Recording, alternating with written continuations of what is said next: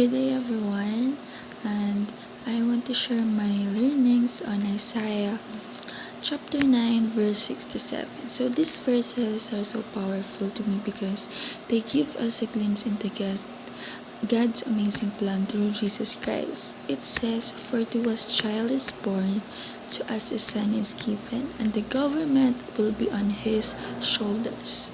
So this reminds us that Jesus, though born as a human child, is also the eternal Son of God given to save us. And what really stands out to me are the titles given to him: Wonderful Counselor, Mighty God, Almighty God, Everlasting Father, and Prince of Peace. Let's break those down. As the Wonderful Counselor, Jesus offers perfect wisdom and guidance for our lives. How often do we struggle with decisions or feel lost? Knowing we can turn to Him for direction is so comforting. As Mighty God, He shows us that He has all power and authority. No problem we face is too big for Him. As the Everlasting Father, He reminds us of His unending love and care. His relationship with us isn't temporary, it's eternal. And the Prince of Peace, Jesus offers peace that surpasses all understanding, not just in the world, but deep within our hearts. Then, verse 7 talks about His kingdom, a reign of justice, a righteousness, and peace that will last forever. This is such a beautiful promise. It reminds me that no matter how broken the world may seem, God's plan is still unfolding. His kingdom is not built by human hands, but by His divine power and purpose.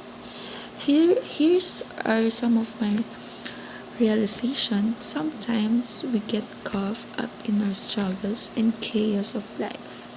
But this passage reminds us that Jesus is in control. His reign is not limited by time, politics, or circumstances. He's working things for our good and His glory. And my another realization is that we're called to reflect these attributes of Jesus in our own lives. Are we seeking His wisdom? Are we living in His peace? Are we standing for justice and righteousness in the way He would? This passage reminds me of the hope we have in Jesus. His coming wasn't just a historical event, it's a present reality that transforms how we live today.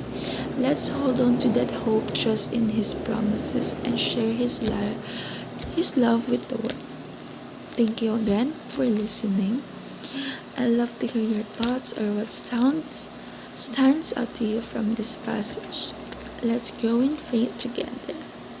And I would also like to thank Pastor Russell for giving his wonderful devotion.